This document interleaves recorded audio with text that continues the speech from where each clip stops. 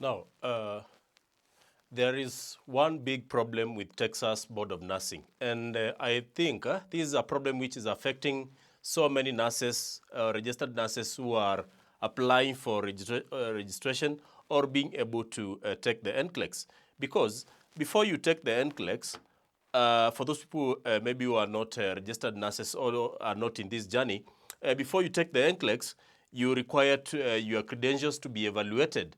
And in most cases, people tend to use Texas Board of Nursing together with the CGFNS, which has changed its name to True Merit. So the big problem which is arising is the issue of missing hours, whereby CGFNS or True Merit, the other name, does its own credential evaluation and sends the CES, credential evaluation report, to the board of nursing which you had chosen. And most people, before June 2025, used to use Texas Board of Nursing because it had some advantages over the other boards of nursing, majorly related to requirements of having social security numbers, and I think English language proficiency test was not a requirement before you take the NCLEX. But now, sometimes in June 2025, there were changes in terms of how Texas Board of Nursing deals with this issue of missing hours. So there before, when they realized that you had some few missing hours in your transcript, they used to send you a letter to do. They used to request you to go to your school, for the school to write an explanation letter as to where the missing hours are covered or are captured. Because mostly, let's say for example for geriatrics, which is the major problem, geriatrics and I think pediatrics, these are topics or hours which are covered under med-surg. So adult nursing, something of that sort, that's where it's captured. So they used to request you to send a letter from your school, so that your school sends a letter directly to Texas Board of Nursing doing an explanation of where these missing hours are. But since that time, they have changed and become more strict in terms of these missing hours.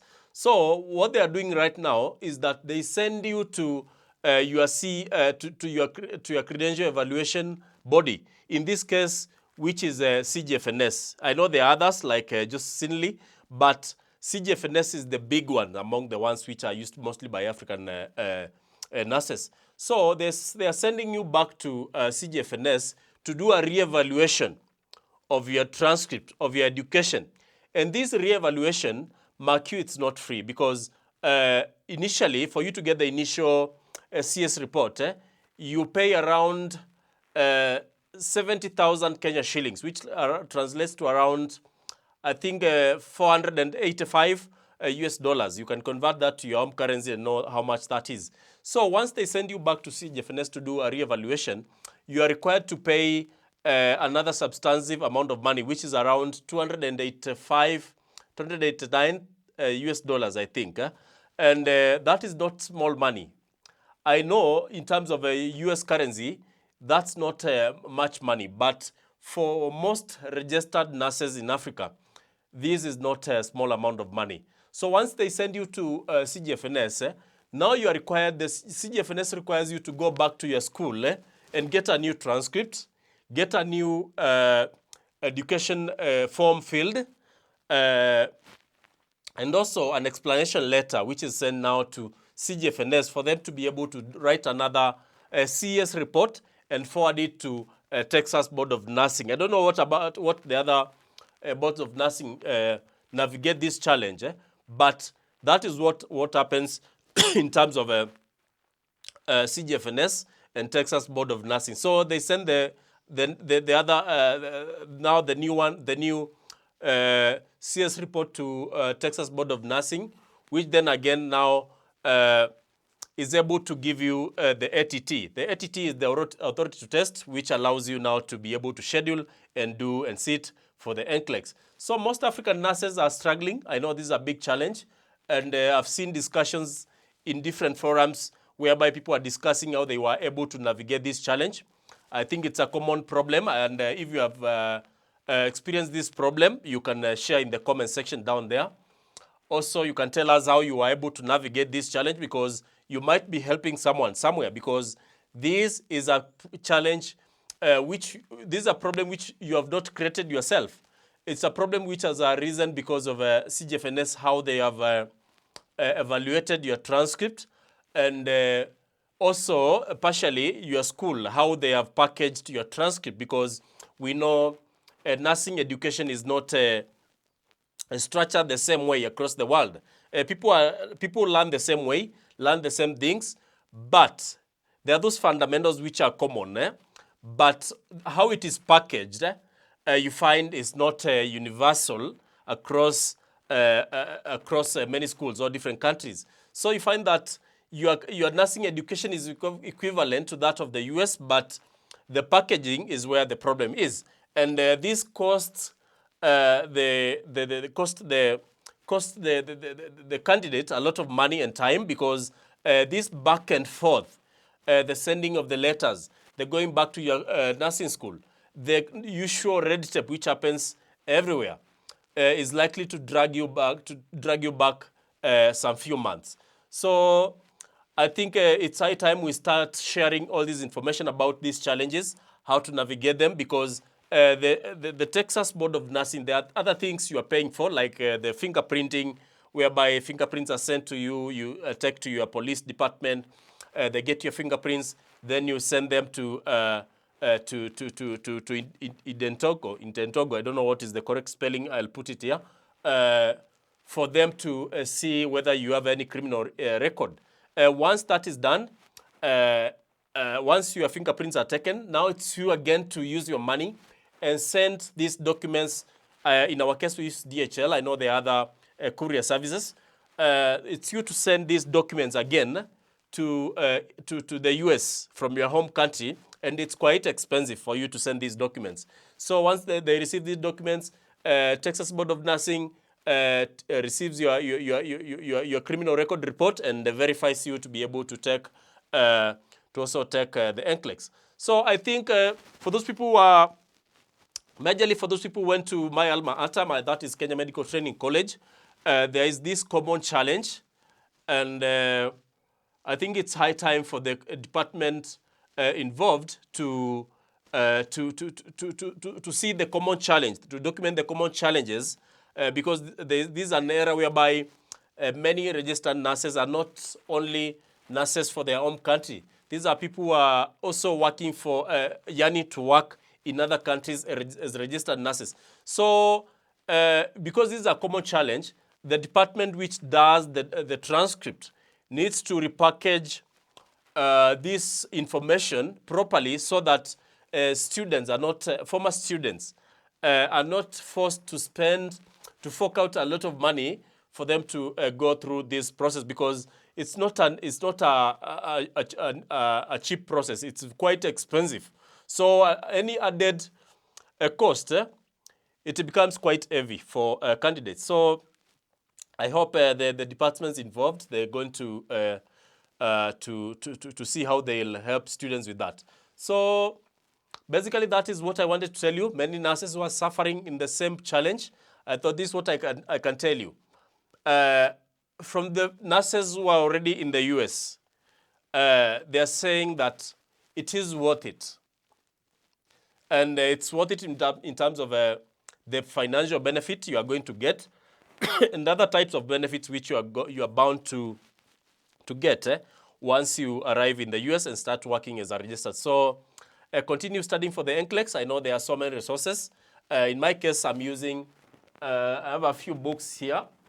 I have this book, the illustrated study guide for the NCLEX by Elsevier, I think. This is the 10th edition. I also have the Kaplan Nursing, the basics book. That is the one I'm using to get the basics. And I'm also using the Saunders QA, question review. And another book which is here, which I'm also is from Kaplan, which I'm also using. And on top of that, I'm also using online resources because there are so many online resources. You just need to find the ones which you are comfortable with. Definitely, you need to listen to the Mark Klimek audios. They're in Spotify. You can go there and see. And then also, you can go to TikTok. Nowadays, TikTok, there's a lot of information. What you search, funny enough, what you search in the algorithm gives you that. So once you search NCLEX and continue liking videos related to NCLEX, these platforms like this one will continue giving you videos related to that. Definitely don't forget to go to McClimac's review by Dr. Sharon is here on YouTube. Sarah registered nurse, that is for content. For strategy, which is the major thing for NCLEX, because NCLEX, as they say, it's a safety exam. For strategy, definitely go for Mark Klimek. There's also NCLEX Crusade International is also here for the strategy, because strategy carries a lot of weight in terms of taking the NCLEX, because definitely it's a safety exam. Also, don't forget to go into get some Q banks. The one I've been able to use is NCLEX. I've also been able to do Archer. Those are paid Q banks. I've also been able to use ATI. ATI sometimes feels quite different from the NCLEX.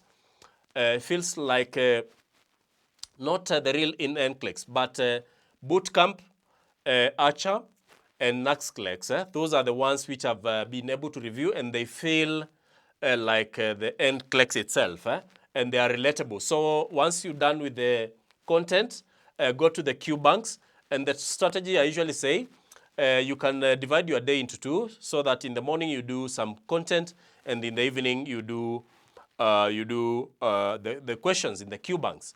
And you can do a minimum of around 50 questions. This is what I usually give myself so that I'm comfortable with taking the NCLEX. So those are the few things I can tell you, the few tricks up my sleeves I could tell you. I know the other tricks. You can also tell us the tricks you are using to study for the NCLEX in the comment section, so that we share this benefit. Otherwise, I know there are ups and downs in terms of the NCLEX, including the one I've just told you about, missing hours, and other challenges along the journey. I know there are so many challenges. You can tell us the ones you're having. I've just told you the one which is common nowadays. So guys, let's continue preparing. Let's do the NCLEX. I know there is other issues related to retrogression. This I was about to forget. There are other issues related to retrogression. It hasn't been easy, because I know nurses who took their NCLEX in the year, those are nurses in Kenya, those are nurses who took the NCLEX in the year 2023, around March, April, and today they have not managed to immigrate or successfully to process their immigration process. So retrogression is also affecting us, but what I usually say, get in the queue. You never know what is the new policy which is going to be implemented by the US government as regards to these types of visas, because there is a lot of delay in terms of getting registered nurses to work in the US, and the demand for those nurses is high, but now the process of immigration is the one which is sluggish.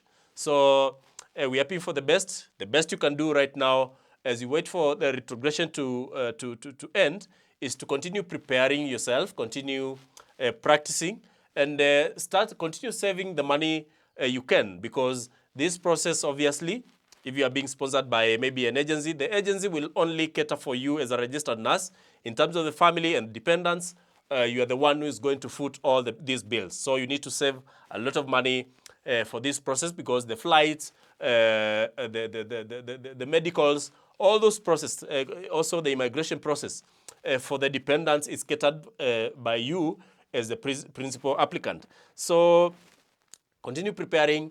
If you do not know how to drive your vehicle, you can enroll yourself into a driving school, whereby you can sharpen your driving skills, because as a registered nurse, you'll be required to, it will be essential for you to know how to drive a vehicle, because once you get in the US, you might find that you're working in a hospital which is a little far from where you stay, and you need to commute using your own car, because a car is an essential item in the US. So thank you very much for watching these videos. Don't forget to subscribe. Don't forget to like this video. Share it to at least one person so that we continue sharing this information. Thank you.